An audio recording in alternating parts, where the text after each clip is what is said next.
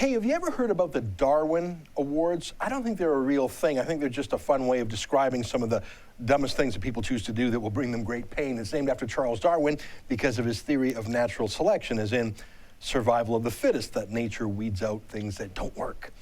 Like this guy. Here's a funny example, guy trying to show off in his Jeep. He obviously didn't die, but I think we can say he's embarrassed.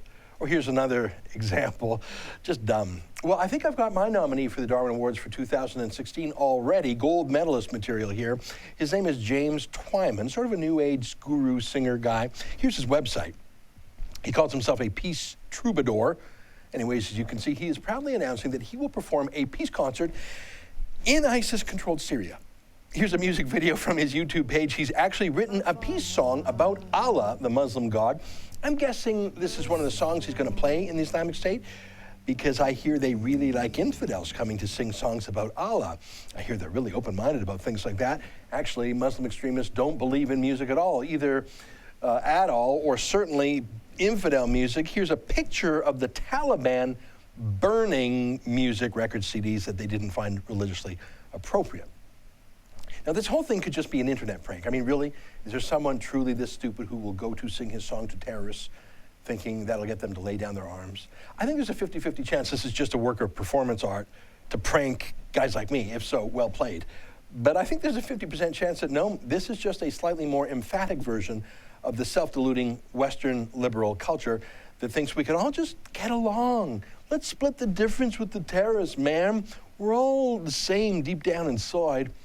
I mean, these people used to be called hippies, and they were into sex and drugs, and in the 60s and 70s, when they wanted to commune with other cultures and religions, they usually went to Nepal or something, the Himalayas, they visited the Maharishi, and it was very cool, and it was really an excuse to put a layer of spiritual gobbledygook on top of their real religion of sex and drugs and counterculture, so pretty harmless. Well, today, searching souls want to commune with Islam, which isn't quite as hippie-friendly. I don't get it. I mean, so many people going into the heart of Islamic extremism thinking they can heal the world or save it or make a difference or, I don't know, do some sort of personal penance or something karmic to find themselves or get rid of their white guilt, something like that.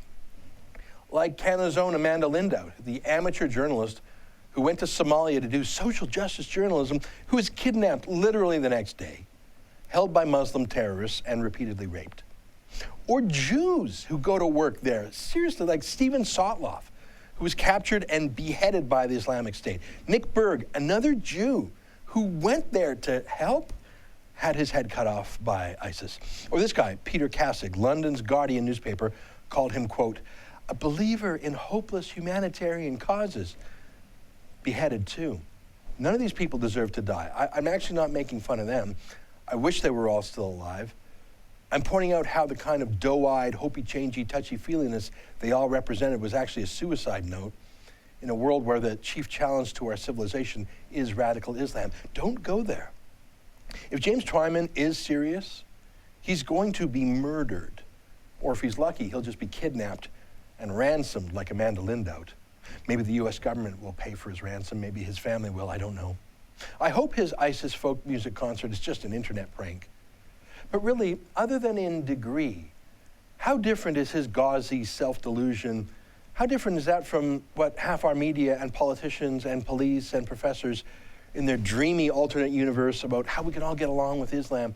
So let's try by bringing half of Syria to Canada. Yeah, James Twyman is fun to laugh at, Darwin Awards, but is what he's doing to himself that much different from what our politicians want to do to us by opening the borders to half of Syria? For the Rebel.media, I'm Ezra Levant.